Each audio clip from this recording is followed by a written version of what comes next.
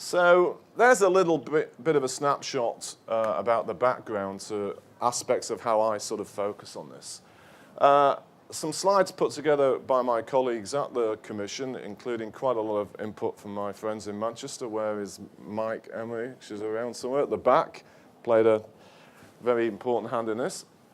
So throughout the history of modern and not so modern life, economic growth is driven by people living in cities. This is something we've taken directly from the OECD, which suggests over 2/3 of growth in the world the next decade is going to come from cities. If you look at the BRICS, so sort of the new China, or if you look at the old, we have Bruce Katz in town. I think Bruce might actually be around here, but he's going to be giving a presentation soon after this about the importance of metropolitan areas. Whether it's an old part of the world or a new part of the world, most of the action in terms of economic growth comes out of cities. And they actually go one step further than me implicitly, because OECD is saying that China's 600 cities will be responsible for nearly 1/3 of all global GDP as soon as 2025. This links very closely to the reason why the whole BRIC thing partly became so infamous is because we did say, and I still believe it, that China could overtake the US by 2027. And a lot of it's going to involve in urban life. So in accepting the role as chairing the City Growth Commission, one of the, influenced by all these things going on in my professional life the previous 15, 20 years, I'm very much aware that growth is driven by urban areas.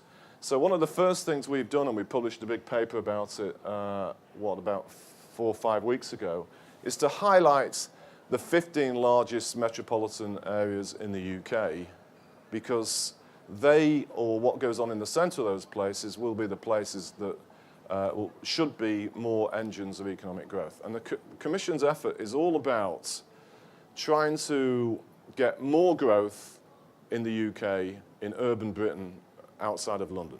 I quickly add and emphasize we're not trying to do something at London's expense, partly because I know Boris is speaking elsewhere in this building shortly. I don't want him to give me a big bash on the head. But more seriously, I'm not one of those that believes London is a bubble. I think of London as being the BRIC capital of the world, because we've got the time zone, the language, and technology. And part of what we're trying to explore at the Commission is what little bits of wonderfulness of London got that we can help give a boost for other parts of urban Britain so they can share more in this, and most importantly, contribute to an even stronger growth rate in the UK. And that's sort of where we're coming from on the Commission. This just shows you some evidence about the fact that, as everybody knows, London has increasingly dominated economic life in Britain and what we're trying to do.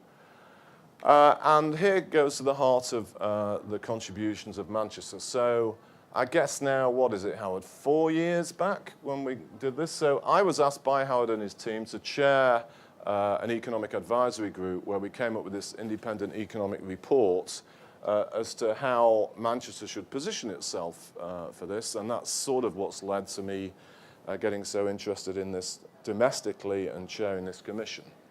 And I do find myself thinking, and here I openly admit to bias, being it my hometown, but also from having seen what Manchester has done.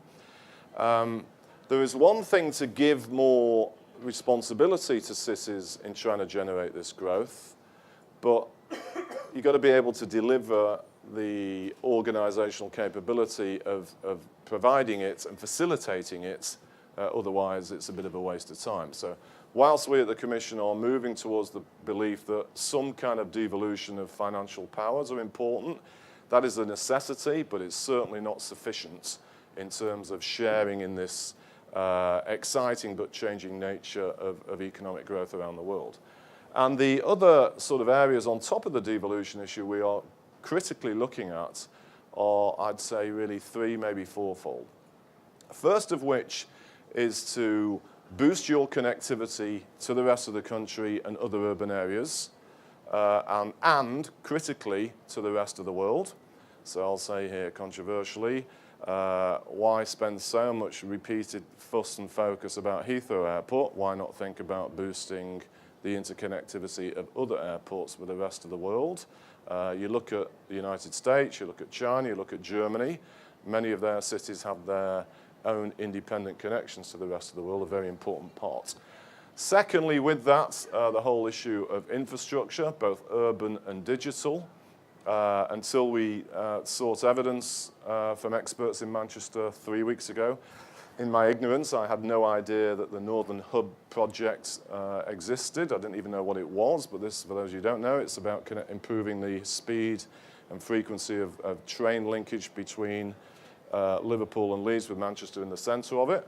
Highly important thing, and in my judgment, I'll also add controversially, the benefits of HS2, in my opinion, the more I think about it, are versions of that as opposed to London connectivity to either of these, which I gather Evan Davis pushed as his main concluding theme of his two-part BBC programme last night.